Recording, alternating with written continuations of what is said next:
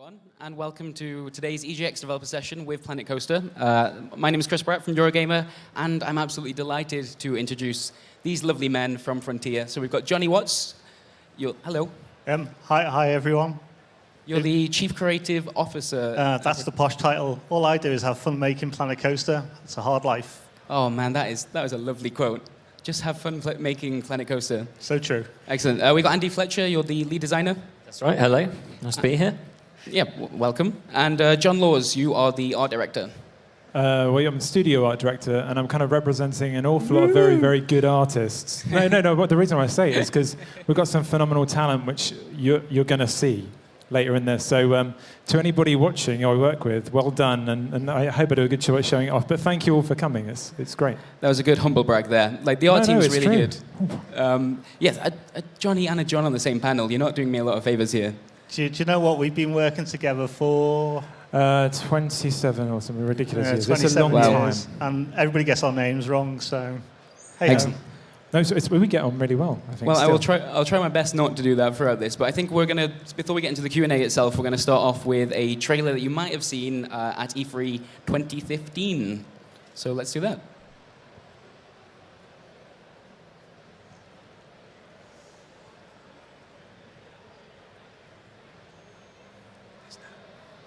Are you going to sing, John? I was going to give it a go. Well, yeah, there is a lovely track that goes with this. Yeah, sorry, I was expecting the audio then. Okay, I guess I should say this is the trailer that revealed the No, game there was to a the very world, good right? reason to actually show it. Because when we put this one out in 2015, we were very careful to make it represent what the game was about, which was this guy who is waiting for the best coaster park to be built. And he's there, and it starts to arrive around him. And all the time you're aware that he's really excited because we were going to start the game, we're going to make it. But what was amazing is we made this trailer, and we were asked at the time, can you make a game which is going to come up with the goods? Can you make a game which will look as good as this, light as well as this, have all the joy and the personality as this, and also have a simulation which is as deep as it implies? And weirdly enough, recently there was a quote, I think it was in the press, where someone said it was actually quite modest as a trailer, which is just the reverse of what you normally do. You normally make a piece of key art, and you try and aspire to it, but we've executed it. It's amazing. For the first time ever, we've actually surpassed what we aspired to do. That's not how game developers work. You're supposed to make a trailer that is like really overambitious, and then it comes to launch and you haven't met it, and then I'm the games journalist hack. I get to say, oh well, they've really betrayed their audience there. You've done it the wrong way around. We've done it the right way around, maybe. Yeah, perhaps. One of the things that's quite interesting on our trailers, you see the paths have like sort of square edges, because at the time we didn't know whether we were going to have curved paths, for example. Just so many details that we've surpassed it is like, well, it's just great. The way that Planet Coaster has been developed with the alpha and the community feedback, when you make the launch trailer, the reveal trailer, do you even really have a proper idea of what the final game is even going to look like? Yeah. You had it all planned out? I had a lot of it planned out. What's really interesting about the alpha process, though, is that I can honestly say that the game is better because of the community. They've challenged us, they've stimulated us, they've questioned us, we've questioned them back. And I had a really strong idea of the game. Yeah. But it's just been a big collaborative effort to get it to where it is at the moment. I think what's amazing about the community have done, they've, as you say, they've challenged us, they've inspired us, they've done so many things, but we were never expecting them to build with what we were giving them, what they built. Because, we kind of dreamed about what they would create, and with the freedom that we've given them, and when it's been working out the design for it. But it's just astonishing stuff that the community have created. So the alpha launched back in March, is that right? And you wrapped up just after Gamescom? Yeah. So that's a pretty decent chunk of time. Andy, you're the lead designer. What's it like seeing that happen and having the feedback, not on launch day, but like throughout the course of making the game? It's been fantastic, really, because I think it's, as much as anything, it's the passion of the community has kind of inspired us to kind of go above and beyond sort of what we kind of designed on paper. Games are never the same at the end of development as they are on paper at the start, and that's always going to happen. But I think this kind of extra avenue of feedback has improved that process of refining it into what it is now. Absolutely. And I think particularly with the community creations that we're now seeing shared on Steam, it's a whole nother level of kind of feedback. I was going to ask you, do you guys have any interesting examples of things that you hadn't really been thinking about or weren't necessarily prioritizing, and then the community were like, hello, you should do more of this, please? Yeah, very interesting question. I think we were on the same page with the community. There were 3 aspects to the game that we wanted to do. We wanted to have create, we wanted to have manage, we wanted to have share. But it's the details, and it's the details which make it. Again, very recently, we put some height limits in on the coasters, and we did our research, making sure the junior coasters couldn't build to a certain height. And we had some feedback from the community where they said, well, we want the game to be a bit aspirational. Can you remove those limits? And there was a big debate. And we did. But what was quite interesting, the reason why we did it was, yes, to be aspirational, so you can really build big coasters. But from my point of view, there's still a challenge, because the bigger the coaster you build, the more money it costs, and the harder it is, for example, to get that energy to dissipate on the coaster. So it's going to be harder for you to build coasters in a smaller area. So it's like one of those things where we're stimulated by the community saying, remove restrictions. But there's also, I'm trying to sort of communicate that sometimes there are gameplay reasons why restrictions are good. And this is it's just a beautiful sort of compromise and debate that we have throughout development. I mean, you guys are making a game about building a roller coaster park. Your fans were always going to say, can we have bigger roller coasters, please?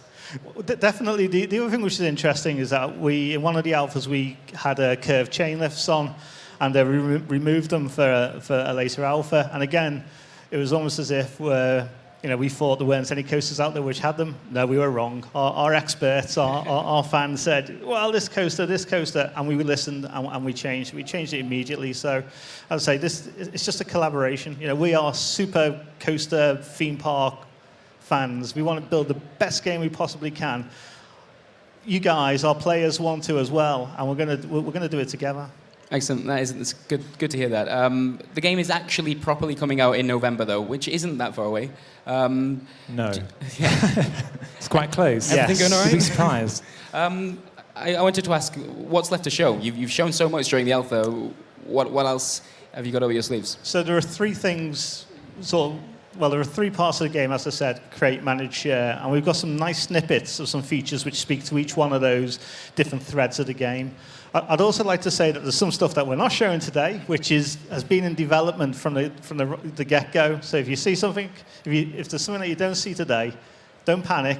We've probably been working on it. Again, I look over my shoulder and I see a wooden coaster. I shouldn't have said that. Yeah, I'm seeing things being developed, so don't worry. But yeah, so there are 3 things. I think what we've always done. I mean, we're not trying to be kind of secretive at all. We've only really released stuff when it's kind of thorough enough for us to release. And I think we've taken a great path there, because we're trying to make sure that everybody's going to have a good time whenever they use something we put into the game.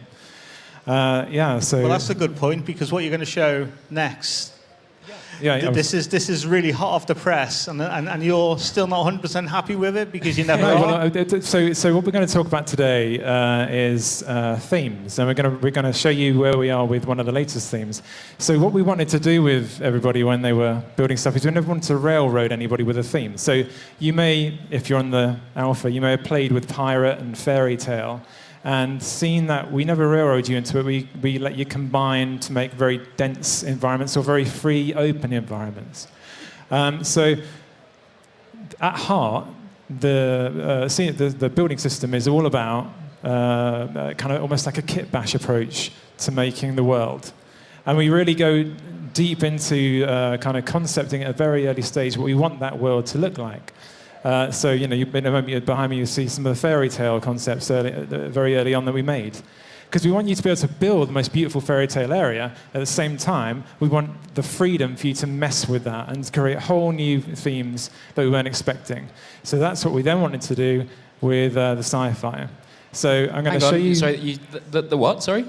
Sorry, yeah. The sci-fi. So, well done. So what you're going to see here is it's a preview. Like I say, we're not quite finished on it, but there's enough to show off. So this building here is a bit like a kind of, a kind of District 9 style of shanty town, or one of those kind of places where you've got a real mix between some of the old wall sets and some of the gribble and those little kit bashing panelled areas. So this is on a very small scale. You can see like some pieces that you've already used. They'll have a little cute robot in the foreground. And it's kind of looking at some of the 80s style, the kind of contemporary take on the 80s functionality. I know. And in front of you, you can see one of the, we like to call it a MUT, which is a multi-user troop transport. And you can see here, this is coming up to the factory where they make dog bots. It's quite remarkable, a bit terrifying, so you can look away. But they're all on the march, because quite clearly someone's built something, that little shanty bit, far too close to the factory. So when you're looking at it, this is using all new pieces, and you see that ship there, that we just passed by? That's actually one of the dog bots' bodies.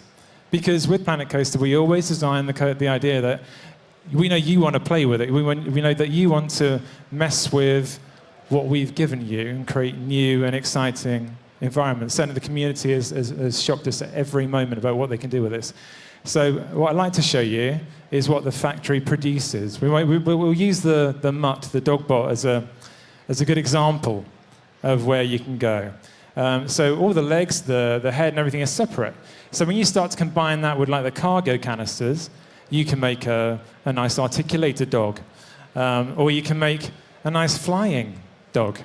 It's fun. All of these are very good for taking over galaxies across the universe, so feel free. They're appearing in Elite, aren't they? Oh, no, no, this is... But as you saw, we always take it back to the idea that it's a theme park. Oh, yeah, and obviously you can keep on messing with stuff, so you've got the Royal Naval dog bot there, and where there are pirates, there's the Navy. And where there are pirates and naval people, there's always some kind of construction. And you can find that particularly cat owners don't like dog bots, so they'll regularly take them out. But there is hope. You can make even a dog bot which will attack your average cat owner. And he's there to protect and to serve. So yeah, you could, because on a serious note, you can keep on adding all of those parts together and create whatever you want to. So you can start combining with a dog bot with a building, and you can have a really good time with a sci-fi set. And it's not even complete yet. So well done to everybody back at the studio for making great stuff. Thank you for it. Hang on, is it a sci-fi theme or a sci-fi dog theme? No, it's a sci-fi theme, obviously. There's just little parts of it. We just went a little bit crazy. So, do you know what's really fun about this? So if you take... I'll get really detailed. If you take the dog's head and turn it backwards so its neck's sticking out, you can use it as a dribbly, watery duct, which I used yesterday on this factory. It's very cool. Your game is so weird in the best possible way. But you can make a really straight coaster with it as well. It's great. And so have at it, community. Have at it, world. John, one of the things that I wanted to ask you actually, whilst we're on this topic, you're the art director for Planet Coaster and Frontier. Well, you should mention Matt Priest as well, because he's the big hunch. You do the art for this game. Yeah. Isn't it strange to see people like tear it apart? Surely you make these things. You're happy with the sci-fi dog that you've created, and people are going to do some really strange things with them. No, I'm never offended much. Well, no, it's the great. dog bot is actually done by Dean Searle, isn't it? Yeah, the dog bot, yeah. Well, certainly all that little arrangement of dog bots, that's all by Dean Searle. He does ridiculous things. But no, it's really lovely to see what people can do and how they can take it from here. I think I probably end up making things very straight, and I'll make a big sci-fi zone, and then I'll do a fairy tale zone probably. But was it always important to you that would be an option, that so early players could do as much as possible? Yeah, so early on, one of the things we did, I'm going to touch your knee there, is one of the things we did is we had a decision as to whether we'd let people intersect stuff, push scenery into walls and push items together to make new, interesting things. So we didn't want to restrict people. We wanted to see what they do first to see if it was a useful thing to let people have. And so no, we've always approached it saying that you, as the park designer, you need to make the most exciting park to try and get all that money back off the visiting guests. It's what it's all about, So scenery, that helps keep people happy, and happy people spend money. They walk around the park, they get excited, which I'm sure Andy could probably talk to before I start talking about things I've got no right to. Excellent. Yeah, that's great. Shall we reveal something else? I think it's time, right? Yeah. So Andy will be talking about it in depth. So that was showing you a little bit about for the create side of the game. the big thing that we're really been focusing on is the simulation. You can't have a roller coaster game without a simulation. And rest assured, everyone, we've been working on it right from the beginning. Something that we'll show you now, you might have seen the model of it about 3 months ago, but now you're going to see it in all its glory, which is... It is transport rides. So we have this fantastic example of a transport ride here, and it's a great ride in its own right. But what it really represents is the player maximising the efficiency of their park, which is, as Johnny says, the element that we're really pushing now. And it's not something we've kind of shown an awful lot of really in the alpha processes. There was a bit of limited money in the last alpha build, but there wasn't the challenge that we hadn't balanced the game yet. So we're really pushing hard on this. So this transport ride, of course, is primarily used to invite your guests to go further than they otherwise would under their own power. So as you build your parks bigger and bigger, they're going to need to use these things to navigate to your further away rides. It can also be used to kind of break up congestion. So another really great simulation element we've got is that our realistic crowds get bunched up if you build sort of more traditional slender path networks. So this is really great for providing an alternative kind of premium route to the same sections of your park.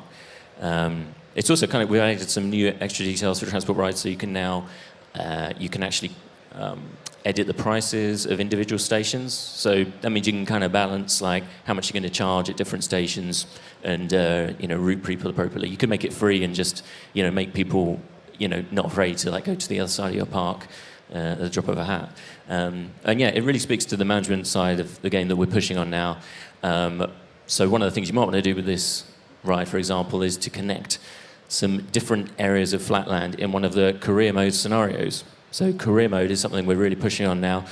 We're going to provide a whole load of interesting, varied parks that you can take and have to effectively make a success of. This is the meat of the gameplay of Planet Coaster. We've actually started playing our first one, haven't we, in the office? I loved it. It's hard. The pendulum swung from being do whatever you want to, you really need to manage your resources. In a funny way, it actually makes you appreciate some of the creative elements more. Because you've got to be creative with your use of things, with your resources. No, I think what's been really exciting is we started the development off and we gave out lots of lovely content that people have started to create with.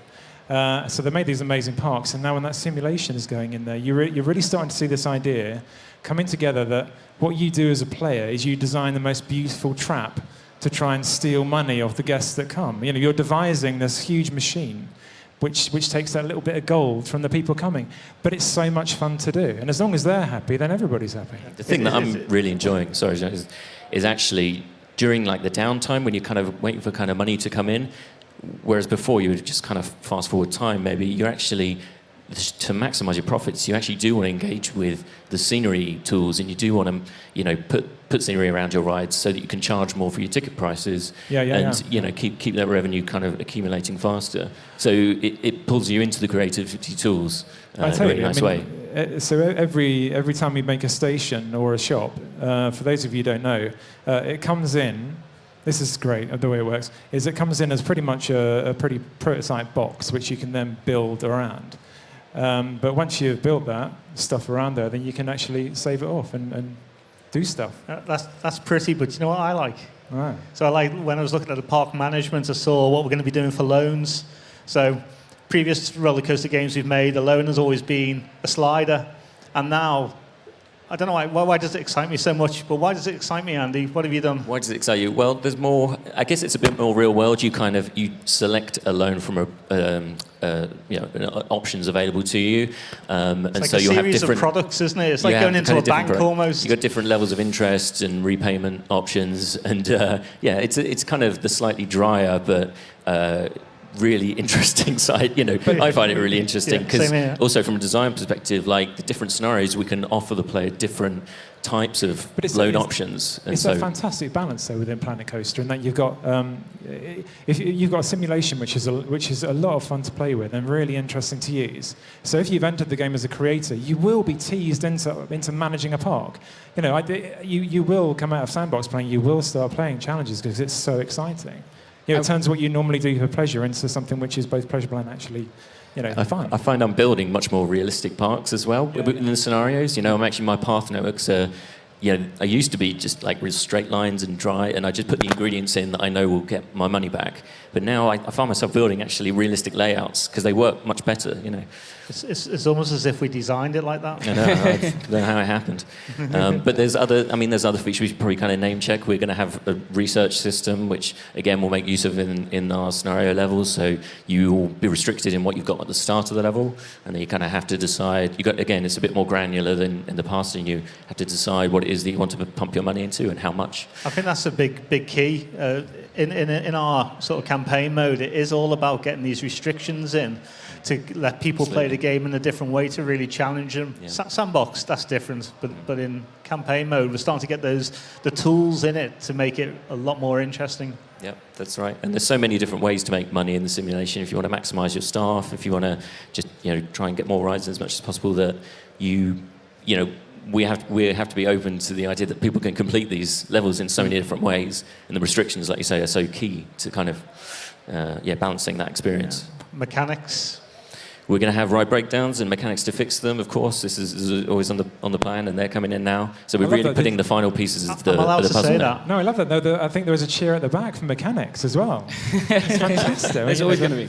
Have you guys found that you've had to think about different kinds of players? So we've just been talking a lot about the simulation there, and particularly with the later updates in the alpha, we saw a lot more of that come in. Does it matter that some players aren't going to be as invested in that stuff, and how do you have to approach that as the designers? Well, I think the game can be played on so many levels, and everything in between. So we've already seen that, like the first few alphas focus solely on creativity, really. Apart from the crowd, which we had to get in from day one, because that's the fundamental simulation principle is that those that is guests, the money mover in the park, isn't it? That's the money. Yeah, exactly. But we focused on creativity. Simulation part going in now, campaign mode. That's another set of people will play it. That's what they'll focus on, and then hopefully they'll want to create, and the people who want to create want to. Yeah, it's just you play out on all different levels. I think that's that's why I like theme park games dating back all the way from when we worked on Roller Coaster Tycoon 2.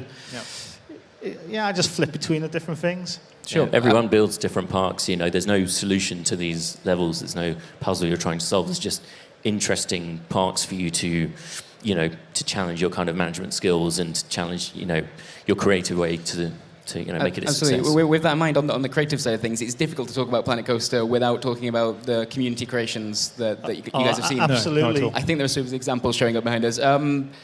What are some of your favourites that you've seen during the course of the alpha? Well, just before talking a little bit about that, it is right from the beginning we wanted to get the community way of sharing. So when we worked on Roller Coaster Tycoon 3 back in the day, everybody was sharing their parks by forums and emails. It was like, you look back on it now and say, wow, did the world really work like that? Now we have the cloud.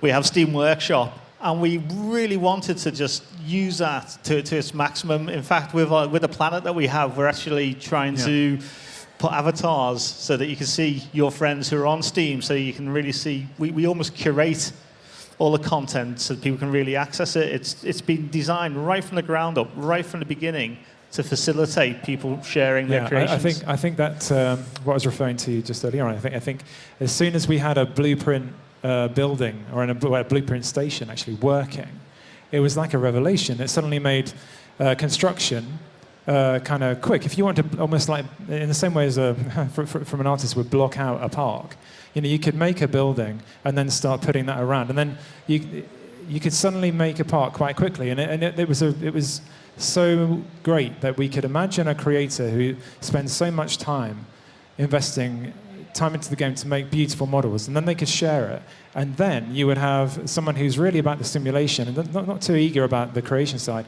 They can take that and start to make these amazing little streets and spaces, so they could manage the park. And the balance is so, at the moment, kind of beautifully weighted. And we're so excited about what's going to come next, where people who want to manage the most successful park in the world can start using the best creations in the community within their park, because they can still go in and noodle and mess with those creations all the time. So I actually found a downside, though. I suddenly realised I was crap at making coasters. I thought I was an expert, I think from... Hang on a minute, right? So I was practically banned from building coasters, right? Because I had to learn the Johnny way. And now you're telling me the Johnny way wasn't quite right. This is shocking behaviour. You're really bad. I'm bad. What? These guys here are great. Yeah. Oh man, that's how you win over the audience. John, I guess for the art team in particular, you guys must be glued to things like the Steam Workshop page just to see what people are making. Do you have any like standout creations? I think the one that I like the most is still, to me, one of the first. Actually, just because of the layout of the land. But you know, like I like the Grizzly by Silverette. I think he did. That was a beautiful little tower. It had a nice feel to it. But there's so much coming in. And again, I think I need to do a little review of the later ones, to be honest. What I liked was not that a review. You're going to pass. You're great. When we did Alpha, we'd taken out some of the basic toilets, and somebody on a forum was very disappointed about it. So somebody else built them all again and put them onto the workshop. Yeah, I thought, I don't need to work anymore. I love when you see a toilet which is like that big and it's surrounded by the biggest and most ornate building you've ever seen. I'd be worried to use the toilet, but it's beautiful to see. It's just amazing to see what people are doing with it. Okay, so just to be clear, I've just asked the Planet Coaster what their favourite community creations are, and we ended up with toilets. That's excellent. Do you know, I was showing press one day at one of these junkets, and when the guy sat down, the very first thing he did, he said, I love what you're doing, but can I stack toilets? So he immediately made an 8-stack toilet, and I thought it's the first thing he did in the game is to stack toilets. The world is there, and he stacks toilets. So yeah, clearly it's big. It's very big on people. Sure. You give these people the world, they design toilets. That's fine. But you have sort of stopped them from doing that now because the alpha is finished. People can't make anything right now unless perhaps you'd like to announce something. Well, yeah, I always like to announce something. I'm going to call myself Spoiler Johnny now at the moment. So what we want to announce is we're going to do... Well, basically, it's really great what the alpha backers have made already. It's fantastic. I want more people to share that. I actually want more people to make more stuff so that we can really stimulate the alpha backers to do even more. More toilets. Bigger toilets. Bigger toilets. And so what we want to do is something called the Alpha Weekend, where anybody who's bought the Thrill Seeker for 1 week only, a big weekend... The big Alpha Weekend... is going to be able to join the community that backed the game, they did the alpha backers, and now they can all be one happy family building stuff better than me. Yeah, and it may seem like a very big weekend, but it's such a large weekend. It actually encompasses all the weekends in the world. That's how it works. It's the biggest weekend you can have from globally. The 6th to the 10th of October. Nice. I remember we had an interview back at Gamescom, and I think I was like, so what's the date for that again? Or... And you had to double check. Yeah, well, the thing is, I'm not a project manager. I only run a project. What are dates? I just get it done on time. So sort of just blended into one. Excellent. Yeah. So I think we're almost done with the reveals, unless, and I love saying this bit, perhaps there's one more thing. Oh, we can show something.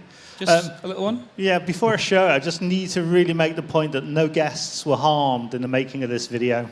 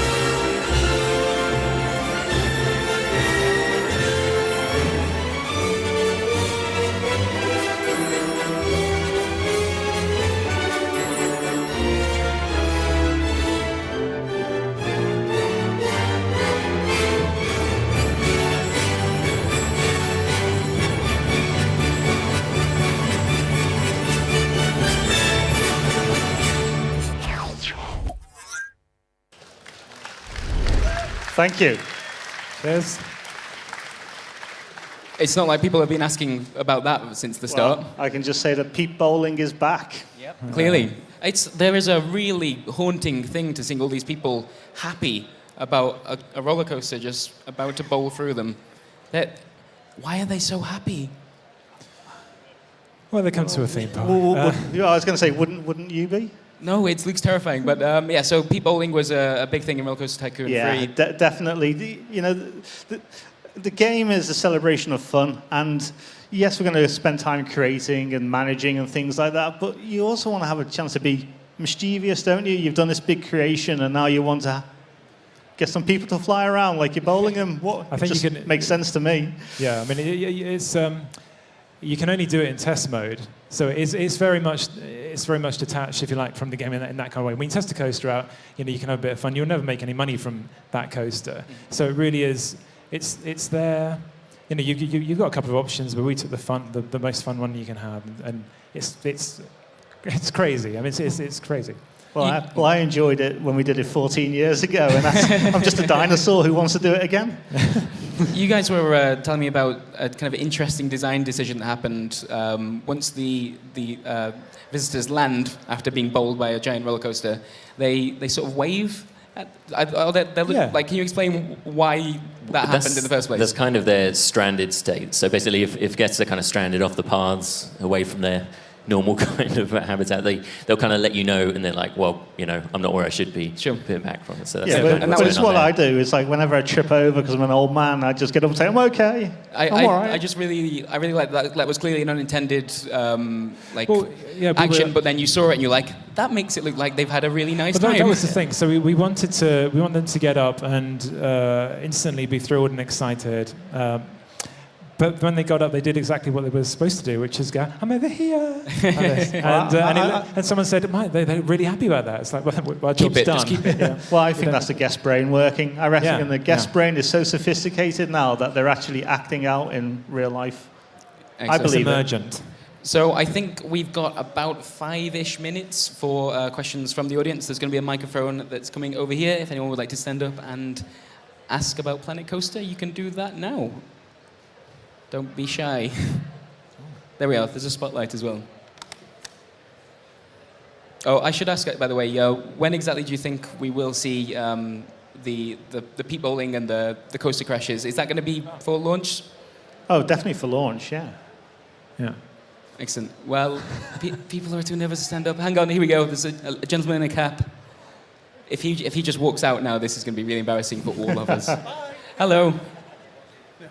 Right, guys, I'm just wondering, at the moment we can buy, our guests can buy their tickets at the booths and say, here's a fiver, here's a fiver.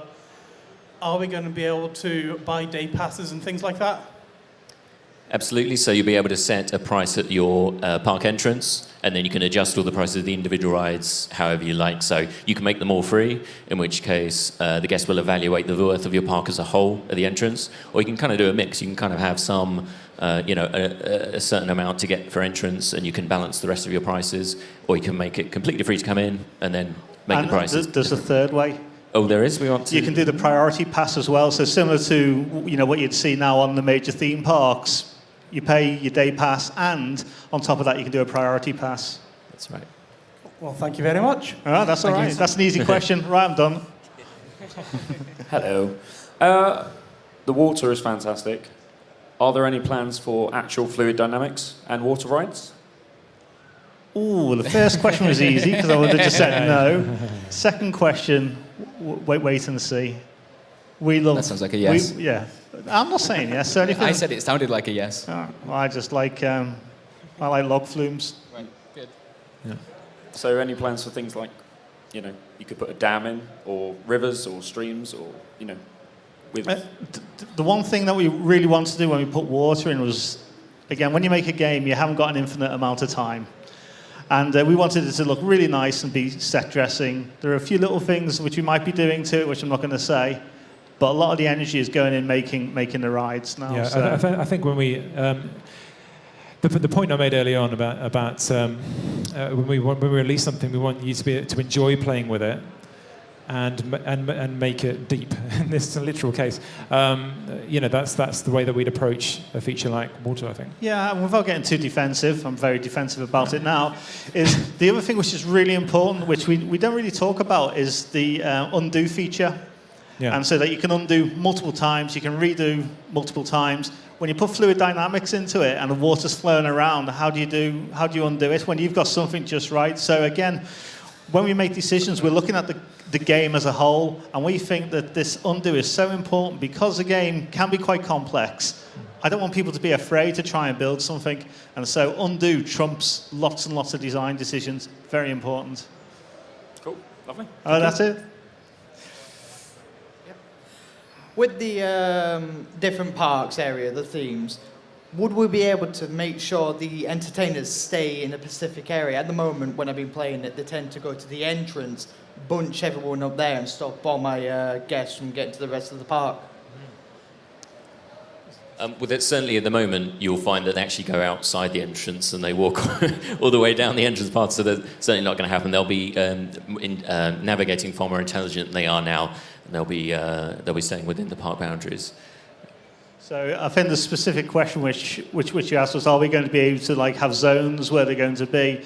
I think so the answer is going to be no, but they are going to be smarter, so they will stay in more of a restricted area. That's right. Thank you. Okay. Thanks. Hi guys, game looks great, by the way. Oh, thank you. Just wondering if VR is on your radar at all. Great question. So I can talk from a crazy Planet Coaster fan point of view, and then I can talk maybe from somebody who has to sort of pay for development point of view. So I'll do it the other way around, actually. So not immediately. One of the reasons why is that Planet Coaster is so GPU and CPU intensive. We're trying to render thousands of people that you'd really need a super butch machine to do it. But then I go back to the sort of crazy creative side of me is I'd love to do it. In time, I'd love to. Not only just riding the rides, which is easy, everybody would do that. I actually think that building in a virtual reality would really help to see things from different viewpoints. Frontier Developments, we know a little bit about VR. You will have seen Elite Dangerous. So we definitely have the skills to do it. Just got to wait a little bit longer, make sure that machines catch up with our ambition, really. Yeah. Okay, thank you. Okay. All right then, I think that does it. I think we might just be out of time. So thank you so much. Those are some great questions. And thank you to this panel. We've got Johnny, Andy and John, hopefully you guys are going to be around here if anyone wants to jump up and ask you anything. Yeah. Excellent. So a big warm round of applause for the Planet Coaster team. Thank you. Cool. Thanks All right, for I should coming. point out the next panel is coming up. We've got Sniper Elite 4. I believe that starts on the hour. So if you're interested in that, if not, have a good show and we'll see you around.